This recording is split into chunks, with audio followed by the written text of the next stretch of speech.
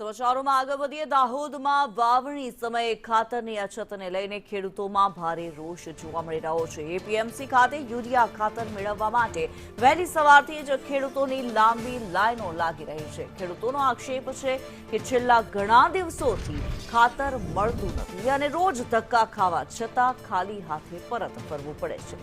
ખેડૂતોનું કહેવું છે કે સિઝન પૂરી થયા પછી ખાતર મળે તો તેનો કોઈ અર્થ રહેતો નથી।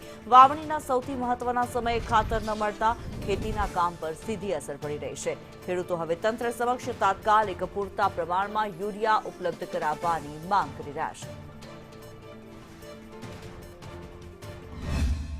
આવું છે 2-4 દિવસથી ખાતર મળતું નથી। 7 વાગ્યાની આવીને લાઈનમાં આવીએ નંબર ખેતી કરવાનો સમય છે, ખાતર મળતું નથી। અમે વહેલા પાર્ટી નીકળી જાય ત્યારે ખાતર મળતું નથી અમને, અને પછી કો સિઝન મળે શું કામનું? અમે કેટલાય દિવસથી અમે ખાતર માટે વલખા મારી રહ્યા છે, તો અમને અમારા કોઈ નેતા કોઈ અમે દેખતા જ નથી। અને અમારા ખેડૂતોનું શું, અમે આટલા દિવસોથી અમે ના પાણી પીએ ના કંઈ બી ભૂખે મરીને લાઈનમાં લાગીએ છીએ, અને અમારી સામે કોઈ દેખતા નથી, તો ખેડૂતો સામે કેમ અન્યાય થઈ રહ્યો?